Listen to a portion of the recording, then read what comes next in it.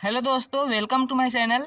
आज हम इस वीडियो में पृथ्वी की परत के बारे में पढ़ेंगे। तो चलिए वीडियो को शुरू करते हैं और जानते हैं कि जो हमारी पृथ्वी है उसकी कितनी परत होती है।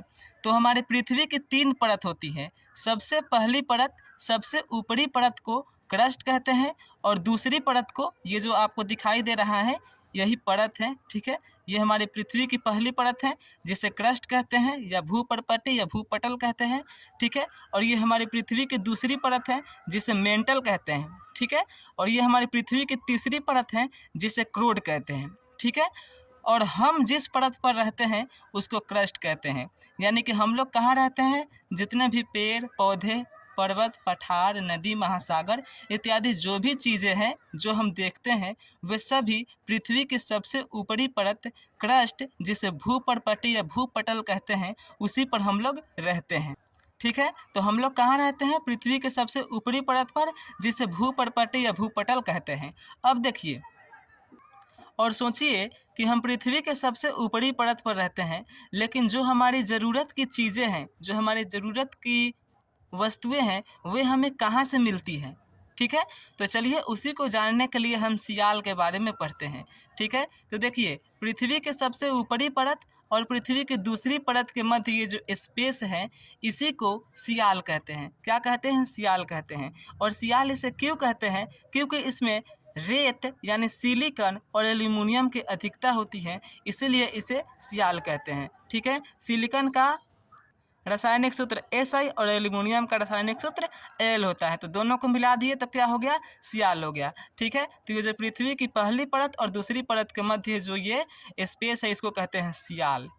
ठीक है, और जितने भी हमारी ज़रूरत की चीज़ें हैं, ठीक है, जैसे हमें जीने के लिए क्या चाहिए? पानी। ठीक है, और हमें अपनी आवश्यकताओं को पूरा करने के लिए क्या चाहिए? खनिज चाहिए, कच्चा पदार्थ चाहिए। ठीक है, तो वो जितने भी चीज़ें हैं इसी से प्राप्त होते हैं। कहाँ से प्राप्त होते हैं? सियाल से प्राप्त होते हैं। पृथ्वी की पहली परत और दूसरी परत के बीच में ये सभी चीज़ें उपस्थित है। यदि हमें पानी की आवश्यकता होती है तो क्या करते हैं कि हम यहाँ पाइप डालते हैं और पाइप की सहायता से हम पानी का आवश्यकता को पूरा करते हैं। ठीक है, तो ये सभी चीज़ें हमें कहाँ से मिलती हैं? सियाल से मिलती है। सोना हो गया, हीरा हो गया, तेल हो गया, पानी, लोहा, जितने भी खनिज पदार्थ हैं, वे सभी कहाँ से मिलते हैं? तो पृथ्वी की पहली परत और दूसरी परत के मध्य ये जो स्पेस है, जिसे सियाल कहते हैं, उसी से हमें प्राप्त होती है। ठीक है, अब आपको एक खास बात बता दें कि ये जो पृथ्वी की पहली परत है और ये जो दूसरी परत है मेंटल, इसके बीच की दूरी, यानी यदि कोई पूछे कि यदि हमें पृथ्वी की दूसरी परत तक जाना हो तो हमें कितनी गहराई तक गड्ढा खोदना पड़ेगा, तो वो आपको बता दे कि 35 किलोमीटर, मिनिमम 35 किलोमीटर तक यदि आप गहराई गड्ढा करते हैं, तब जाकर आप पृथ्वी की दूसरी परत यानी कि मेंटल को देख पाएंगे। वहाँ से मेंटल का हिस्सा शुरू होता है। ठीक है, कितना? 35 किलोमीटर गहराई तक जाने पर, है ना। ठीक है, तो पृथ्वी की पहली परत और सियाल को आपने समझ लिया है। चलिए अब पृथ्वी की दूसरी परत यानी कि मेंटल के बारे में पढ़ते हैं। ठीक है, परत है मेंटल, मध्य में ज़्यादातर ज्वालामुखी के लावा, यहीं से ज्वालामुखी का लावा पृथ्वी के बाहर आता है।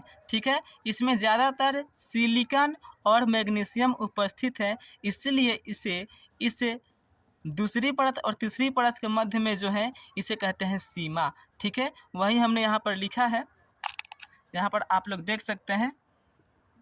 पृथ्वी के बीच की परत सीमा कहलाती है। इसमें सिलिका और मैग्नीशियम पाया जाता है, इसे मेंटल कहते हैं। और यहाँ पर देखिए ज्वालामुखी का लावा मेंटल से ही निकलता है। ये जो ज्वालामुखी का लावा है कहाँ से निकलता है? मेंटल से निकलता है। अब आप लोग सोच रहे होंगे कि ये ज्वालामुखी का लावा कैसे बन जाता है। तो जब अत्यधिक मात्रा में मैग्मा का निर्माण हो जाता है और अधिक दबाव पड़ता है, तब ज्वालामुखी का लावा जहाँ कमज़ोर क्षेत्र होता है, जहाँ पर ज़मीन कमज़ोर होती है, वहाँ से बाहर निकल जाता है। तो चलिए एक हम ज्वालामुखी और मैग्मा के ऊपर एक अलग से वीडियो बनाएंगे और उसमें हम ज्वालामुखी के बारे में विस्तार से पढ़ेंगे। इस वीडियो में हमें दूसरी परत के बारे में जान लेते हैं अभी फ़िलहाल।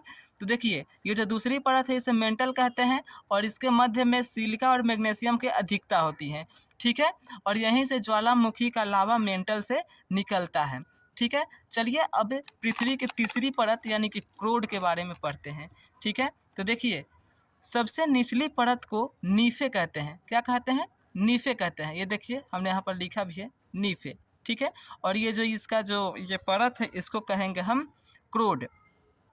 देखिए सबसे निचली परत में ज़्यादातर निकेल और फेरस यानी कि लोहा, निकेल और लोहा की अधिकता पाई जाती है। निकेल और लोहा अधिक मात्रा में रहते हैं। ठीक है, इसीलिए इसे क्या कहते हैं? नीफे कहते हैं। ठीक, और देखिए यहाँ पर जो है ना नीफे में सभी चीज़ें गाढ़ी द्रव अवस्था में मिलती हैं। क्यों मिलती हैं? तो यह पृथ्वी की सबसे निचली परत है और यहाँ पर तापमान बहुत अधिक रहता है।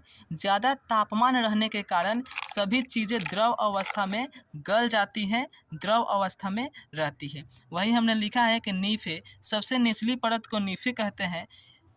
Na+Fe तत्व पाए जाते हैं, इसे क्रोड कहते हैं। यहाँ चीज़ें गाढ़ी द्रव अवस्था में रहती हैं। क्यों रहती हैं? तो यहाँ तापमान, जो कि हमने यहाँ लिखा भी है, अधिक तापमान रहता है, इसीलिए यहाँ पर जो चीज़ें रहती हैं, जो भी तत्व रहते हैं, वे गले हुए अवस्था में रहते हैं। ठीक है, तो उम्मीद करता हूँ कि आपको पृथ्वी की परत अच्छे से समझ में आ गई होगी कि कितनी परत है, इसका क्या काम है। ठीक है, तो उम्मीद करता हूँ कि आपको वीडियो अच्छी लगी होगी। यदि वीडियो अच्छी लगी हो तो चैनल को सब्सक्राइब एंड वीडियो को लाइक ज़रूर करिएगा। तो मिलते हैं नेक्स्ट वीडियो में, तब तक के लिए bye. Thanks for watching this video. Take care.